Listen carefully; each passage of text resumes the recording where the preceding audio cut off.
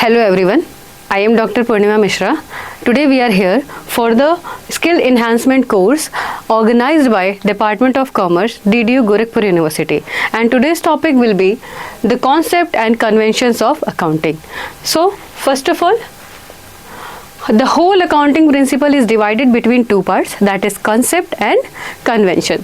For the concept we have entity concept, cost concept, going concern concept, accounting period concept, money measurement concept, accounting equivalent concept, matching concept, and many more. And for the conventions we have majorly four kind of conventions, that is disclosure convention, materiality convention, consistency conventions, and conservative convention. So let's start one by one.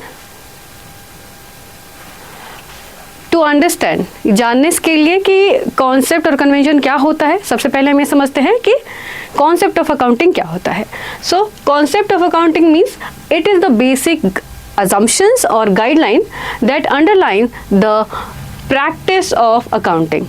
These principles forms the foundation for recording and reporting of financial transactions. इसका मतलब क्या हुआ कि ये जो concept होते हैं एक तरीके का फाउंडेशन का काम करता है, बेस का काम करता है, जो आप अकाउंटिंग जो भी करते हैं उसके लिए. जैसे अगर आपको अकाउंट्स बनाने हैं तो आपको पता होना चाहिए कैसे कौन कौन से रूल्स है, ऐसे कौन कौन सी गाइडलाइंस है जिसको आपको फॉलो करना है. तो इसी में से कुछ गाइडलाइंस, कुछ मेजर गाइडलाइंस जो कॉन्सेप्ट के रूप में हमारे पास है वो हम आज पढ़ने जा रहे हैं. तो पहला कॉन्सेप्ट है हमारे पास business entity concept. As the name suggest, the business entity concept states that a business is treated as a separate entity from its owners. This ensures that the transaction of the business are recorded separately from the person transactions of the owner, and the finances of the business are separate from the finances of its owner, allowing for a clear financial reporting. This concept applies to all business type, whether it is sole proprietorship, partnership or corporations या company. तो इसका मतलब क्या हुआ, जो business entity concept हमें ये बताता है कि बिजनेस और बिजनेसमैन दोनों अलग अलग लोग हैं. अगर फाइनेंस बिजनेसमैन करता है या ओनर करता है बिजनेस का तो उसको हम अलग दिखाएंगे in the form of drawing और एनीथिंग एल्स. बट अगर वही ट्रांजेक्शन बिजनेस से रिलेटेड होगा, ऐसा कोई ट्रांजेक्शन जो बिजनेस की प्रॉफिट्स या लॉस को रिफ्लेक्ट करे या एक्सपेंसेस और इनकम को रिफ्लेक्ट करे, तो उसको हम अलग शो करेंगे. और ये जो कॉन्सेप्ट होता है वो हर तरीके के बिजनेस पे लागू होता है, चाहे वो सोल प्रोप्राइटरशिप हो, चाहे वो पार्टनरशिप हो और चाहे वो कॉरपोरेशन या कंपनी हो. Come to the next second concept, that is money measurement concept. This concept asserts that only transactions that can be expressed in the terms of money are recorded in the accounting system. Non-monetary items such as employee skill, market reputation, and customer satisfaction are not recorded in the books as they cannot quantified in monetary terms. For example, if a company signs a contract but no money is exchanged yet, the contract is not recorded until a monetary transactions occurs. कहने का मतलब क्या हुआ कि जो money measurement concept है वो हमें ये बताता है कि ऐसा कोई भी ट्रांजेक्शन जो मनी के फॉर्म में हम उसको कन्वर्ट नहीं कर सकते उसको हमें रिकॉर्ड नहीं करना है. सिर्फ वही ट्रांजेक्शन रिकॉर्ड किए जाएंगे जो हम मनी के फॉर्म में कन्वर्ट कर सके. जैसे एक एग्जाम्पल यहाँ पे लिखा हुआ है जिसमें ये बताया गया है कि जो कॉन्ट्रैक्ट है, मान लीजिए आपने किसी पर्सन के साथ कॉन्ट्रैक्ट किया और उसमें कोई भी पैसा इन्वॉल्व नहीं था, तो वो उस कॉन्ट्रैक्ट को हम अपने बिजनेस ट्रांजेक्शंस में रिकॉर्ड नहीं कर सकते. क्यों? क्योंकि उसको हम मनी के फॉर्म में कन्वर्ट नहीं कर सकते हैं. इसी तरह से जैसे कि मान लीजिए एम्प्लॉयज़ आपके बहुत हाईली स्किल्ड है बट वो कुछ प्रोडक्टिव काम नहीं कर रहे हैं. जब तक कि वो प्रोडक्टिव काम नहीं करेंगे उससे हमारा कुछ फ़ायदा नहीं हो जाएगा या हम उस पर कुछ मनी लगाएंगे या लेके आएंगे, तो वैसा कुछ अगर हम नहीं कर पाते हैं तो उसको हम रिकॉर्ड नहीं करेंगे. उनकी स्किल को हम किसी भी टर्म में क्वान्टिफाई नहीं कर सकते, दैट्स वाई हम उनकी स्किल्स को रिकॉर्ड नहीं कर सकते. बट जो हम उनको सैलरी देंगे क्योंकि वो हम मनी के फॉर्म में उसको रिकॉर्ड कर सकते हैं तो वो हम इसको रिकॉर्ड करेंगे. तो this is the second concept that is called money measurement concept. Come to the third point. The third one is going concern concept. This concept assumes that the business will continue to operate indefinitely unless there is a clear evidence to the contrary. This assumes this assumptions affects the valuation of the assets and liabilities. Assets are valued based on their long term utility rather than their liquidation value. For example, when the company purchases machinery, it is recorded at cost and the company expects to use it over the useful life of the asset.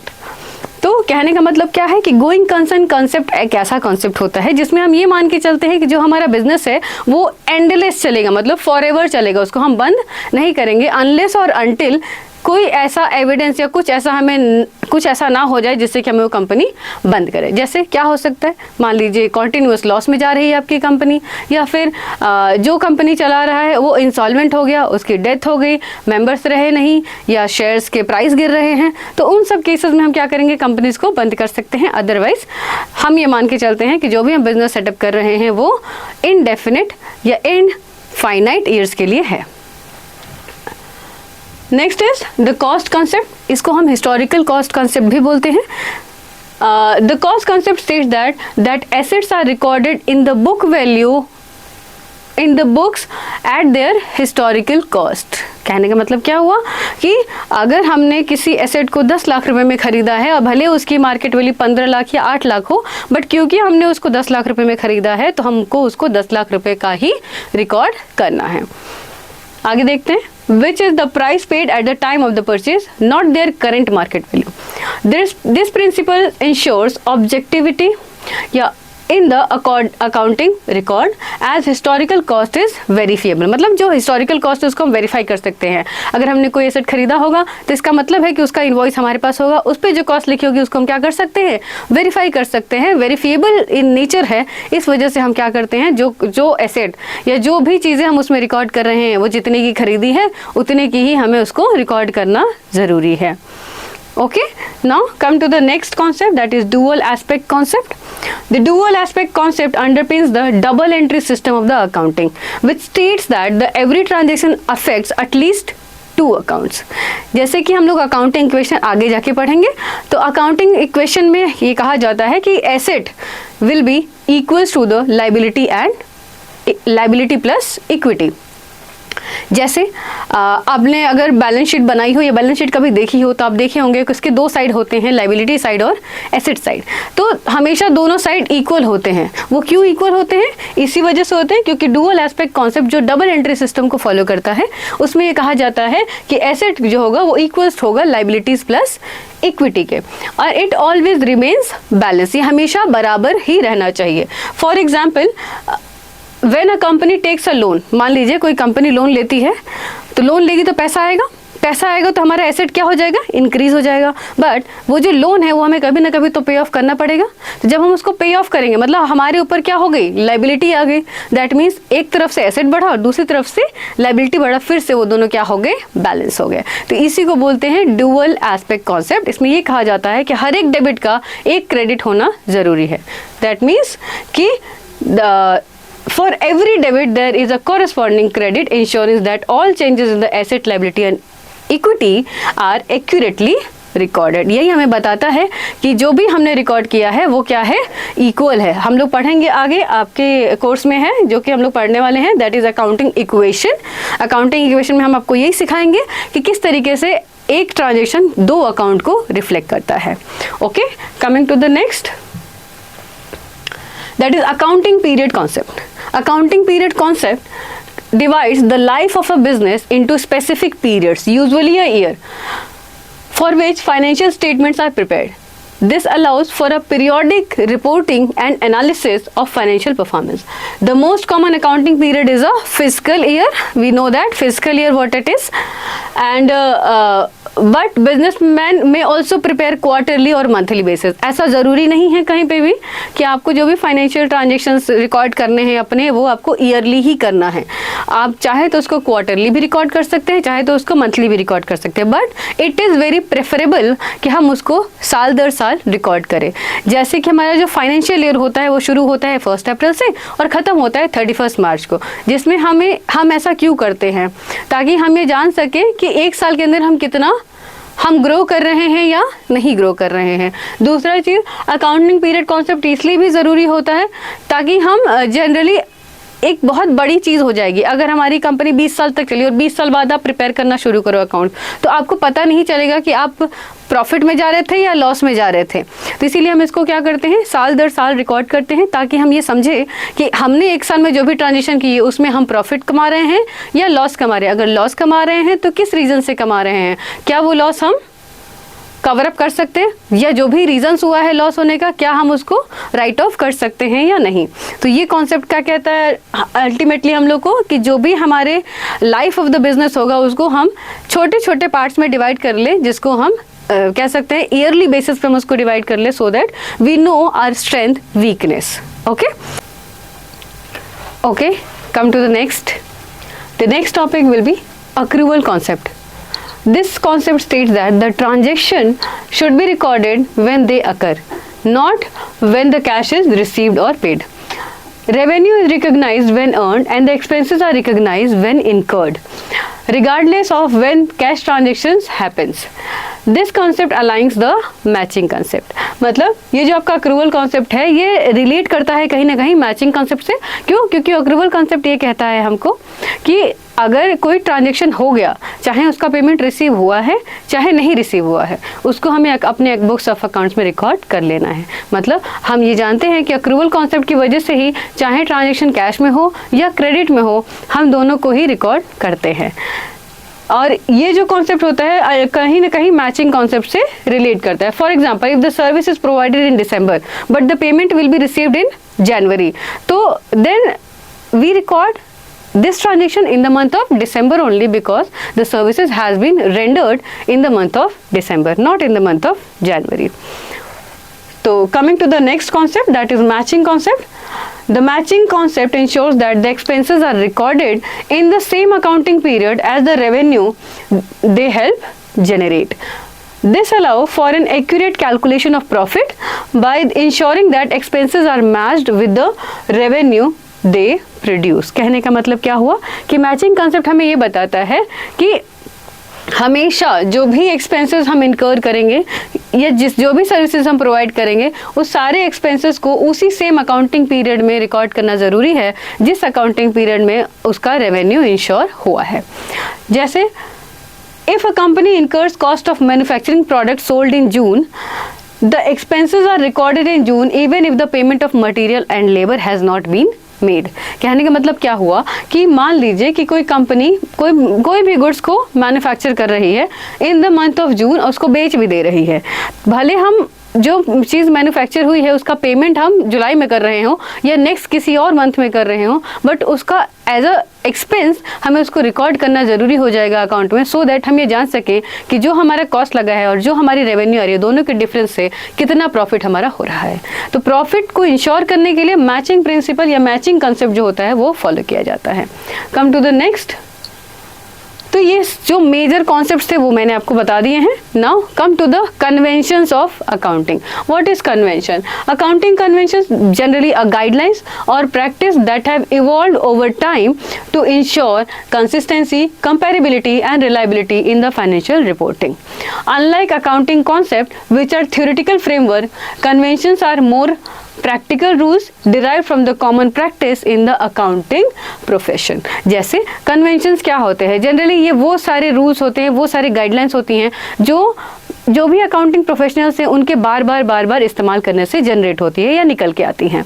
जैसे as an accountant अगर आप कहीं काम कर रहे हो, आप बार बार एक चीज़ को देख रहे हो और उससे आपको पता चल रहा है कि ये वाले मेथड से काम करने से हमें ज़्यादा प्रॉफिट हो रहा है एज कम्पेयर टू द दूसरा वाला मेथड। तो उसी सब मतलब ये हमारे लाइफ एक्सपीरियंस से होके आता है। अगर हमारा लाइफ एक्सपीरियंस कह रहा है कि दिस कॉन्सेप्ट और इसमें ये चेंजेस कर दिया जाए तो हमारा अकाउंटिंग और अच्छी तरीके से हो जाएगा, तो उसी को हम क्या बोलते हैं? कन्वेंशन। मतलब ऐसे रूल्स, ऐसे रेगुलेशन जो लोगों के एक्सपीरियंस की वजह से बनते हैं उसको क्या बोलते हैं? Conventions of accounting. Majorly we have 4 kind of convention which we are going to study here. First one is consistency convention. The consistency conventions requires that once an accounting method or principle is chosen, it should be applied consistently from one accounting period to another. The purpose of this convention is to ensure that the financial information is provided is comparable over the time. कहने का मतलब क्या हुआ कि ये जो consistency convention है वो हमें ये बताता है कि चाहे जो भी मेथड आप इस्तेमाल करो अपने अकाउंटिंग पीरियड्स को अपने अकाउंटिंग में, बट वो जो मेथड होगा वो हर साल सिमिलर होना ज़रूरी है। क्यों? क्योंकि अगर सिमिलर नहीं होगा तो हम कंपैरिजन नहीं कर सकते। मान के चलिए कि अगर हमने डेप्रिसिएशन चार्ज करना है, ठीक है, डेप्रिसिएशन चार्ज करने के बहुत तरीके के बहुत मेथड्स होते हैं जो कि हम आगे आने वाले चैप्टर्स में आपको बताएंगे, जिसमें से दो मेन होते हैं जैसे कि स्ट्रेट लाइन मेथड और WDV मेथड। WDV मतलब में रिटन डाउन वैल्यू मेथड। तो ये दो मेथड से अलग अलग डेप्रिसिएशन चार्ज करने से अलग अलग वैल्यू बचती है एसेट की। तो मान लीजिए आपने पहले साल स्ट्रेट लाइन मेथड इस्तेमाल किया और दूसरे साल आपने WDV मेथड इस्तेमाल किया। तो जब स्ट्रेट लाइन मेथड इस्तेमाल करेंगे पहले साल और दूसरे साल WDV मेथड इस्तेमाल करेंगे तो मशीन की वैल्यू अलग अलग हो जाएगी। दैट मीन्स आप पहले साल वाला अकाउंटिंग इन्फॉर्मेशन को दूसरे साल वाले अकाउंटिंग इन्फॉर्मेशन से कंपेयर नहीं कर सकते हैं। तो इसीलिए अगर आपको कंपैरिजन करना है और इन्फॉर्मेशन ग्रैब करनी है कि ये ट्रू इन्फॉर्मेशन जाए आपकी कंपनी के बारे में, आपके ऑर्गेनाइजेशन के बारे में, तो आपको जो भी मेथड्स आप इस्तेमाल करेंगे उसमें आपको कंसिस्टेंट होना पड़ेगा, रेगुलर होना पड़ेगा। तो दिस कंजर्वेटिज्म स्टेट्स दैट कि whatever the method has been adopted by the accountant for the financial year must be similar to the next financial year. And next one is the convention of full disclosure. Full disclosure mandate that all the material and relevant information must be disclosed in the financial statement and their accompanying notes, allowing stakeholders to make informed decision. This convention ensures transparency in the financial reporting. And if there is any information that could influence a user's understanding of the financial statement, it should be clearly disclosed. This includes both qualitative and quantitative detail.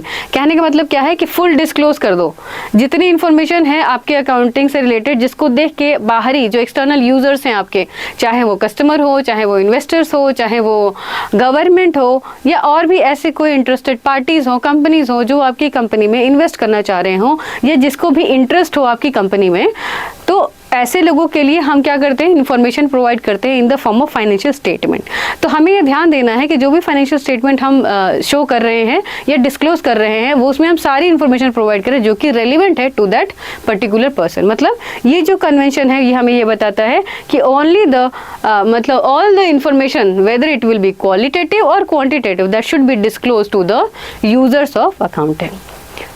For example, a company facing significant lawsuits that could impact the financial standing must disclose this information even if the outcome is uncertain. कहने का मतलब क्या है कि मान लीजिए किसी company पे बहुत सारे केसेस हो रहे हैं तो उसको ये केसेस भी लोगों को दिखाने की ज़रूरत पड़ेगी या शोकेस करना पड़ेगा, क्योंकि भले ही इसका रिजल्ट हमारे लिए नेगेटिव हो, बट क्योंकि ये कन्वेंशन ये कहता है कि हम अपने जो भी एक्सटर्नल यूजर्स हैं उनके साथ अटमोस्ट गुड फेथ का कॉन्सेप्ट फॉलो करना है और हमें उनको सारी इन्फॉर्मेशन प्रोवाइड करनी है, इसलिए हमें ये इन्फॉर्मेशन भी इनको देना पड़ेगा सो दैट वो डिसाइड कर सकें कि ऐसी कंपनी में हमें इन्वेस्ट करना है या नहीं करना है। Then come to the next convention, that is conservatism और prudence convention. This is the very most important convention of the accounting. This conservatism convention states that when choosing between two possible reporting options, accountant should opt for the one that presents the least favorable scenario for the business. क्या मतलब हुआ इसका कि जब भी आपको choose करने का ऑप्शन मिले कि कौन सा वाला चूज करना है, ये वाला या ये वाला, तो आपको हमेशा वही चूज करना है जो कुछ तो फेवरेबल रहे आपके ऑर्गेनाइजेशन के लिए। इसमें बोला जाता है कि लीस्ट फेवरेबल को चूज करना है। जैसे आगे देखिए, this means anticipating potential losses but not gains. The principle of conservatism is design to prevent overstating of companies financial position by accounting for probable losses and not recognizing unrealized gain. Financial reports presents a cautious rather than over optimistic view of the company's situation. कहने का मतलब क्या हो गया यहाँ पे कि अगर आपको लग रहा है कि फ्यूचर में कुछ अनसर्टेन या एंटिसिपेटेड लॉस होने वाले हैं तो उसको आप पहले ही रिकॉर्ड कर लो सो दैट आपकी फाइनेंशियल पोजीशन जो है उस पर फर्क ना पड़े। बट अगर कुछ अनसर्टेन गेन्स है, मतलब अगर मान लीजिए 70% ऑफ चांसेस है कि आपको गेन हो जाए और 30% चांसेस है कि लॉस हो जाए, तो उस चीज़ को हमें रिकॉर्ड नहीं करना है। क्योंकि मान लीजिए कि अगर 30% वाला चीज़ सही हो गया, लॉस हो गया, then there will be a problem for the company, because वो अपने आप को ओवर स्टेट करके रख लेगी। तो हमें ओवर स्टेटमेंट से बचाने के लिए, कंपनी के फाइनेंशियल स्टेटमेंट को एक्स्ट्रा दिखाने से बचाने के लिए हम क्या करते हैं, एंटिसिपेटेड लॉसेस को रिकॉर्ड कर लेते हैं, बट एंटिसिपेटेड गेन्स को रिकॉर्ड नहीं करते जब तक कि वो एक्चुअली में गेन हमें ना हो जाए। For example, if there is uncertainty about the collection of receivable, a company might create a provision for doubtful debt। कहने का मतलब यहाँ पे क्या हो गया कि अगर कोई ऐसे हमारे पास रिसीवेबल्स है, रिसीवेबल्स मतलब क्या होते हैं, जिनसे हमें पैसे लेने हैं, जैसे कि डेटर्स हो गए, बिल्स रिसीवेबल हो गए, वो हमारे रिसीवेबल्स होते हैं। तो वो जो रिसीवेबल्स है उनसे हमें पैसे लेने हैं और वो अनसर्टेन है कि सामने वाला देगा कि नहीं देगा, तो उस चीज़ को हमें रिकॉर्ड नहीं करना है कि उसने दे दिया है। हम उसके लिए क्या करेंगे, एक अलग से प्रोविज़न बना के रख लेंगे कि मान लीजिए अगर बैड डेप्ट हो गया तो वो जो लॉस है हमारा उस प्रोविज़न से, उस फंड से कवर अप हो सके। तो ये कहता है आपका conservatism convention. And the last one is the materiality convention. ये जो मटीरियलिटी कन्वेंशन होता है ये एक तरीके से अपोज करता है फुल डिस्क्लोजर को। मटीरियलिटी कॉन्सेप्ट हमें ये कहता है कि only item that are significant और material to the financial statement should be recorded and reported. मतलब सिर्फ वही इंफॉर्मेशन को हमें रिपोर्ट करना है जो मटीरियल इन नेचर है, नॉट एवरीथिंग। तो ये क्या कर रहा है, कॉन्ट्राडिक्ट कर रहा है to the full disclosure concept को। तो what is considered material for one company may not be for another. A transaction or amount is considered material if its omission or misstatement would influence the decision of the user of the financial statement। कहने का मतलब क्या है कि एक company के लिए जो चीज़ ज़रूरी है वो ज़रूरी नहीं है कि दूसरी वाली कंपनी के लिए वो भी सेम लेवल का ज़रूरी हो या इंपॉर्टेंट हो। तो हम क्या करते हैं कि सिर्फ वही इन्फॉर्मेशन को दिखाते हैं यूजर्स को जो उसके लिए ज़रूरी है। जैसे एक इन्वेस्टर के लिए क्या ज़रूरी है कि वो ये देखे कि आपकी कंपनी की लिक्विडिटी क्या है, आपकी कंपनी के एसेट्स क्या है, आपकी कंपनी के ऊपर लायबिलिटीज़ कितनी है, आपने लोन कितने ले रखे हैं, या आपकी गुडविल क्या है। तो हमें सिर्फ यही इन्फॉर्मेशन देने की ज़रूरत है। उनको इससे मतलब नहीं है कि आपकी कंपनी में 2000 एम्प्लॉयज़ काम कर रहे हैं चाहे 10,000 एम्प्लॉयज़ काम कर रहे हैं, उनको मतलब है आपके प्रॉफिट से। तो हमें एम्प्लॉयज़ का डेटा दिखाने की ज़रूरत नहीं है, हमें सिर्फ प्रॉफिट का या बैलेंस शीट का डेटा दिखाने की ज़रूरत है। तो ये कॉन्सेप्ट हमें ये बताता है कि जो भी मटेरियल इंफॉर्मेशन है तो वही हमें शो करना है, ना कि सारे के सारे। तो that's all about all the concepts and convention that we have discussed today, and thank you for joining us, and let's meet you in the next class. Thank you.